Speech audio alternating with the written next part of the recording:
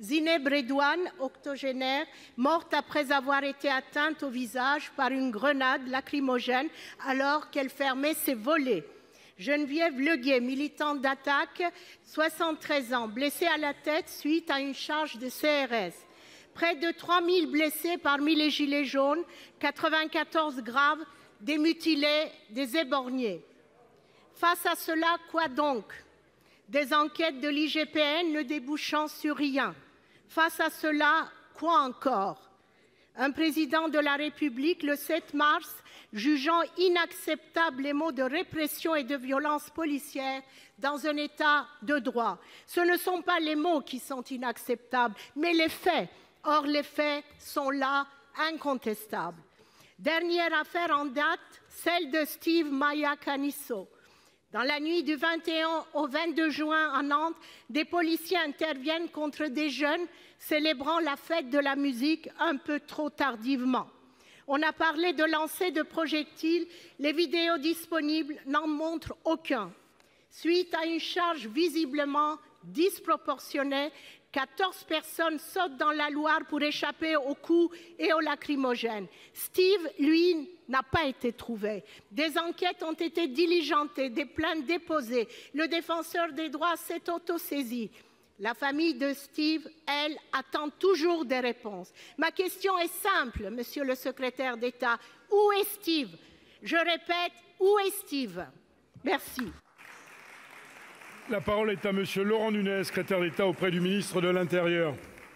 Monsieur le Président, Mesdames et Messieurs les sénateurs et sénatrices, Madame la sénatrice, vous m'interpellez donc sur un certain nombre de faits qui ont été commis, pour lesquels je tiens à rappeler que des enquêtes judiciaires ont été ouvertes systématiquement. Vous avez rappelé certains de ces faits qui touchaient au mouvement, qui ont eu lieu pendant le mouvement des Gilets jaunes. Systématiquement, quand il y a eu des personnes blessées, il y a eu saisine de l'autorité judiciaire. Ces investigations sont en cours. Il y a plus de 280 saisines de l'inspection générale de la police nationale.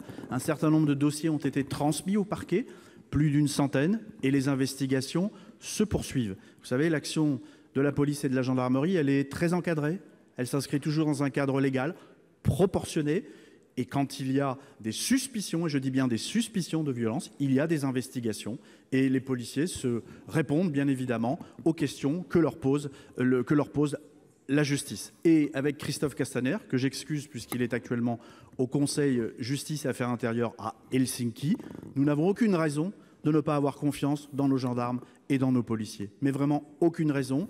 Ils sont présents, ils ont été présents tout au long des mois pour les Gilets jaunes, ils ont été présents pour les événements de la Cannes dont nous parlions, et ils sont présents tous les jours pour lutter contre la délinquance et surtout pour nous protéger. Et il faut savoir le rappeler, Quant aux événements de Nantes que vous citez, qui ont eu lieu le soir de la fête de la musique, où les policiers sont intervenus pour mettre un terme, comme cela d'ailleurs avait été convenu, à des concerts qui se sont déroulés très tardivement.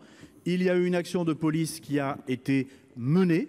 Je vous rappelle qu'une action judiciaire a été engagée, un juge d'instruction est saisi, les investigations sont en cours, et ce n'est pas moi, en tant que secrétaire d'État auprès du ministre de l'Intérieur, qui vais répondre sur des investigations judiciaires en cours. Ce que je sais, c'est qu'elles sont menées très rigoureusement, très sérieusement, et que toute la vérité sera faite sur cette affaire. Merci.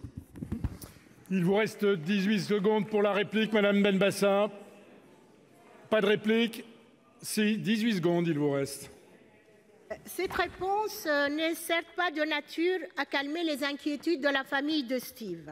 Le 16 juin dernier, dans le cadre de mal nommée promotion Gilets jaunes, vous avez médaillé M. Grégoire Chassin, commissaire divisionnaire à Nantes.